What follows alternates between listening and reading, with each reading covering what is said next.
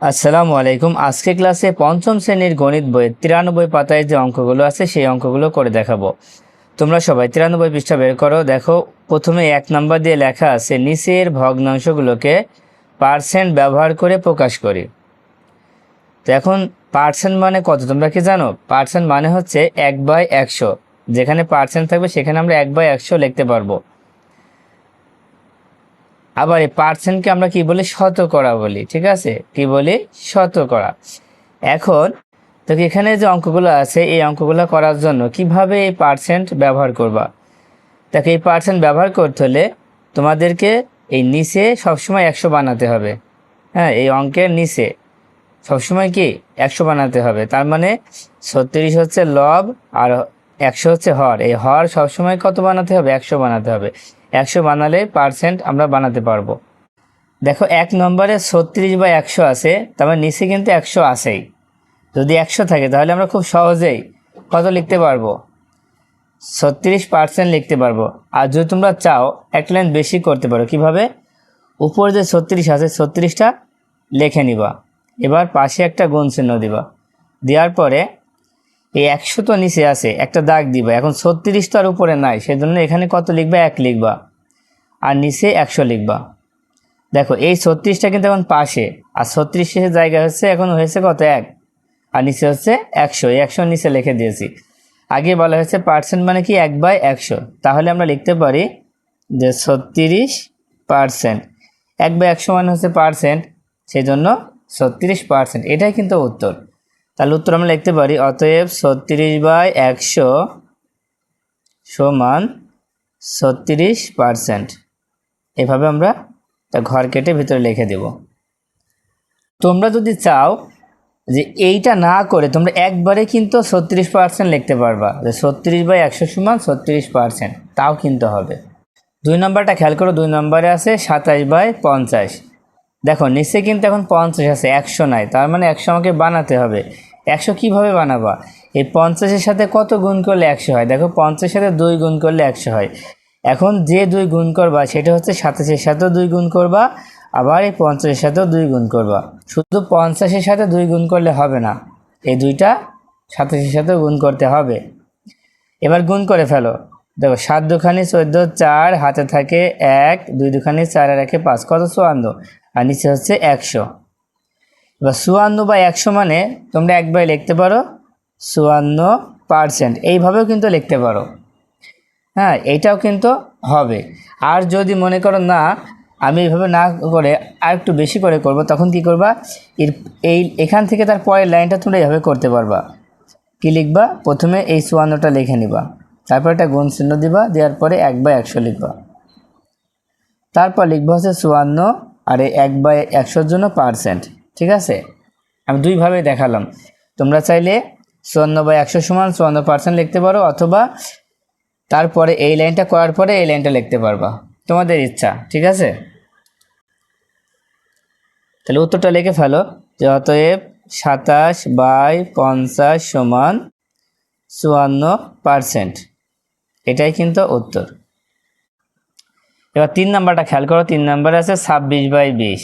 এখন নিচে তো 20 আছে, 100 তো নাই, তাহলে 100 বানাতে হবে। 20-এর সাথে কত গুণ করলে 100 হয়? তোমাকে আগে চিন্তা করতে হবে 20-এর সাথে কত গুণ করলে 100 হয়। দেখো, 20-এর সাথে যদি 5 গুণ করো তাহলে 100 হবে।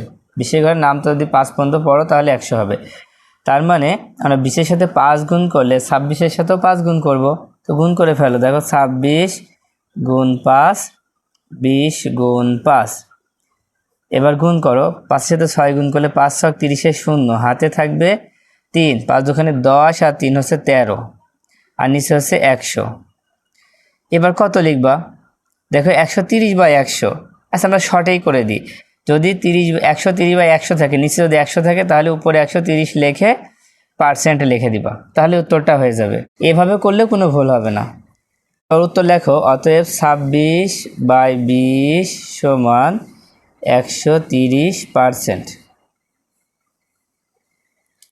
এবার 4 নম্বরে আছে 3/10। তো এখানেও কিন্তু আমাদের নিচে 100 বানাতে হবে। নিচে 10 আছে, বানাতে হবে 100। তাহলে 10-এর সাথে কত গুণ করলে 100 হবে? 10-এর ঘরে নামতে পারো। দেখো, 10 10 কে 100, 10-এর সাথে 10 গুণ করলে 100 হয়। 10-এর সাথে 10 গুণ করলে এই 3-এর সাথেও 10 গুণ করতে হবে। 3 গুণ 10, 10 গুণ 10, তাহলে কত হবে? 3 10-এ 30 আর নিচে হচ্ছে 100। তো এখানে আমরা 30/100 হলে কত লিখতে পারি? 30% লিখতে পারি, 30%। অতএব 3/10 সমান 30%, এটা হচ্ছে উত্তর। এবার 2 নম্বরটা খেয়াল করো। 2 নম্বরে কি লেখা আছে? নিচের ফুলগুলোর মধ্যে 40% হলো গোলাপ ফুল, মোট ফুলের কত অংশ গোলাপ ফুল? দেখো নিচে যে ফুলগুলো তোমরা দেখতে পাচ্ছ, এই ফুলগুলোর মধ্যে 40% গোলাপ ফুল। 40% মানে 100টা ফুলের মধ্যে 40টা হচ্ছে গোলাপ ফুল। 100টা ফুলের মধ্যে 40টা হচ্ছে গোলাপ ফুল। তাহলে মোট ফুলের কত অংশ গোলাপ ফুল? তো দেখো এই পাশে করে দেওয়া আছে, এইভাবে আমরা করব। তোমরা লিখবো হচ্ছে ফুলগুলোর মধ্যে গোলাপ ফুল হলো, প্রথমে এই পার্সেন্ট কিন্তু দেওয়া আছে, তার মানে 40 লিখবো ভিতরে, 40 ভিতরে লিখবো 40%। 40% মানে উপরে হবে 40 আর নিচে হবে 100। এই 40টা উপরে আর পার্সেন্ট মানে 100 নিচে হবে, ঠিক আছে? এবার এটাকে আমরা একটু কাটাকাটি করব, ছোট করব। দেখো একটা শূন্য কেটে দাও, তাহলে 4/10 থাকছে। এবার 4/10কে আমরা কত দিয়ে ভাগ করতে পারি? দেখো 4 এবং 10 দুইটাই জোড় সংখ্যা, জোড় সংখ্যা থাকলে 2 দিয়ে ভাগ করা যায়। 2 দিয়ে যদি 4কে ভাগ করো, দেখো 2 দিয়ে 4কে ভাগ করলে 2 দুখানি 4, 2 দিয়ে 10কে ভাগ করলে 5 দুখানি 10, তার মানে উত্তর হবে 2/5। এবার 3 নম্বর অঙ্কটা দেখো, এই অঙ্কটা তোমাদের জন্য খুবই গুরুত্বপূর্ণ। তো কোনো বিদ্যালয়ে পঞ্চম শ্রেণীতে মোট 50 জন শিক্ষার্থীর 42% ছাত্রী, ওই শ্রেণীতে মোট কতজন ছাত্রী আছে? দেখো একটি বিদ্যালয়ে পঞ্চম শ্রেণীতে মোট 50 জন শিক্ষার্থীর মধ্যে 42% ছাত্রী। 50 জন শিক্ষার্থীর মধ্যে কি 42% ছাত্রী। এখন 42% ছাত্রী মানে কি তোমাকে আগে বুঝতে হবে। 42% ছাত্রী মানে 100 জনের মধ্যে 42 জন ছাত্রী। 100 জন শিক্ষার্থীর মধ্যে কি 42 জন ছাত্রী। তাহলে 50 জনের মধ্যে কতজন ছাত্র হবে এটাই কিন্তু বের করতে হবে। তো এটা তোমরা বেশ কয়েকটা নিয়মে করতে পারো। তো আমরা এটা ঐকিক নিয়মে করব। ঐকিক নিয়মে করলে তোমাদের কাছে সহজ হবে।